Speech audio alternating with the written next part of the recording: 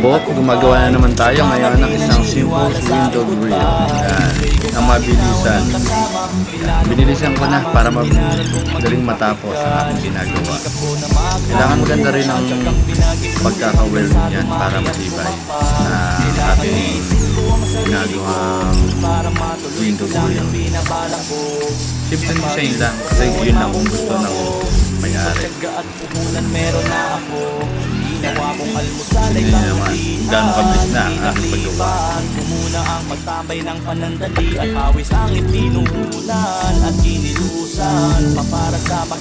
Meron nga rin pala akong taga-putol doon. Kasama ko. Foreman yun. Taga-putol ako yung taga-welding. Ayan. Tulungan kami para mas mabilis matapos ang project na ginagawa. Yan, pwede niya yung bakal. Ito yung binilisan ito niya. At binibilisan ko rin lalo ang paggawa. Ayan. Pagguguhit pa lang mabilis na. Para pantay-pantay. Kailangan milimetro. Madali lang itong gawin. Itong isang design ng window grills na ito. Malapit na rin matapos. Ayan. At isasanansan ko na ang mga bakal. Yan.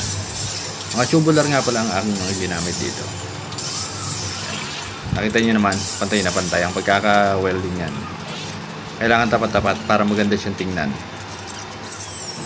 Yun. Napagod na yung aking kasama. Yun, bumalik na ulit. Magpuputol ulit yun ng bakal. Ayan na. At binibilisan ko na ang aking pag-welding.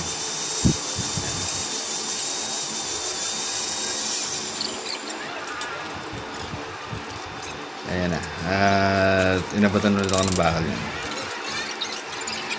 Busy-busy naman ang aking mga kasama. Ayan. Nagtatals kasi sila. Sa gitna lang ay malapit na rin matapos. Konti na lang. At matatapos na.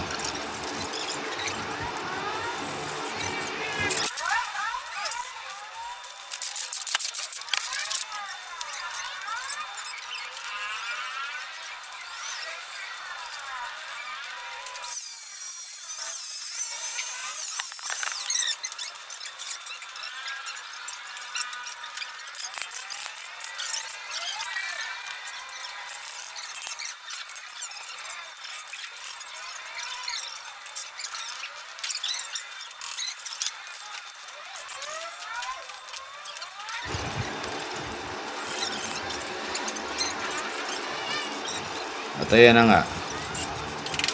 Akin na rin. Natapos na.